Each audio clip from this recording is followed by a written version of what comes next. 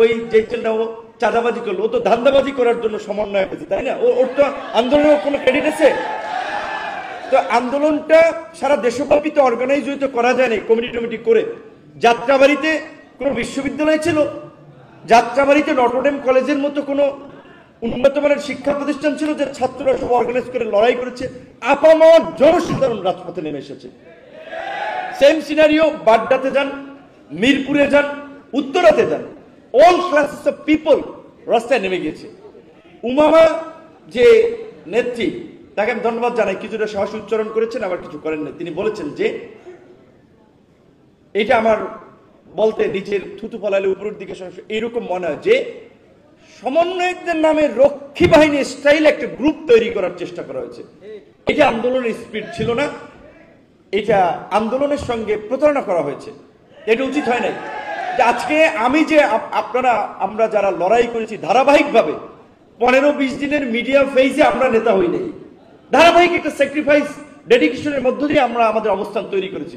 তো আমাদের প্রতি যে মানুষ বিশ্বাস করবে, এখনকার যারা দায়িত্বে আছে তাদেরকে দেখে মানুষ তো মনে করবে দেখছি না কোটা এই গণ অভ্যুত্থানের পরে তরুণরা উপদেষ্টা হয়েছে, দায়িত্বে গিয়েছে, যেই লঙ্কায় যায় সেই রাবণায়, সবাই ওই একই পথে হেঁটেছে, আমাদের সম্ভাবনাটাকেও ক্ষতিগ্রস্ত করেছে। যেই কারণে বলছি অনেক কথা বলতে পারি না। এইটা তো প্রত্যাশা করে না মানুষ তরুণদের দ্বারা। তারপরেও আমি অবশ্যই বলি সব জায়গায় ভালো মন্দ আছে, ধানের মধ্যে চিটে আছে। যারা ক্ষমতাকে দায়িত্ব মনে না করে, যারা ক্ষমতার অপব্যবহার কিংবা পয়সা কামানোর হাতিয়ার বানাবে, তারা ইতিহাসের আস্ত করে নিক্ষিপ্ত হবে।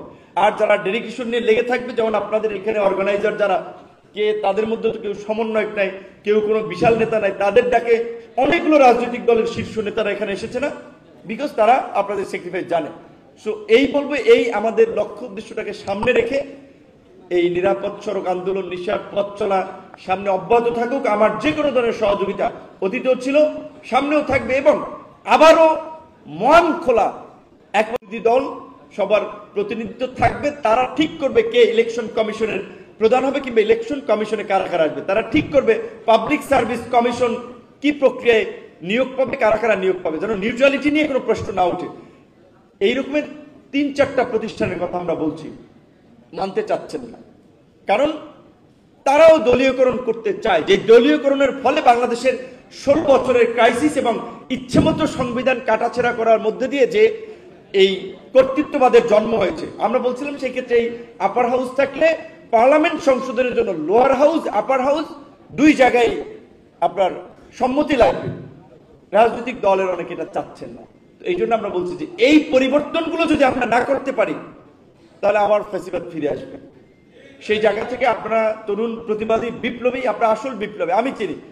এখন বলতে অনেকে চাপা মারলে হবে না, এইখানের আমি চিনি না অনেককে, কিন্তু আমি এইটুকু বলতে পারবো গত 7 বছরে এইখানের অনেক এই নিরাপদ সড়ক আন্দোলনের সাথে যারা জড়িত, তারা যে কয়েকটা আন্দোলন সংগ্রাম প্রতিবাদ করছে, এখন অনেক ধরেন সমন্বয়ক বলেন বা পরিচয় দিচ্ছে বিভিন্ন জায়গায় নেতৃবৃন্দ, এই কয়েকদিনের আন্দোলনে তাদের সিকি ভাগের 1 ভাগও করেন, এরকম অনেক খবরবাজ নেতা আছে।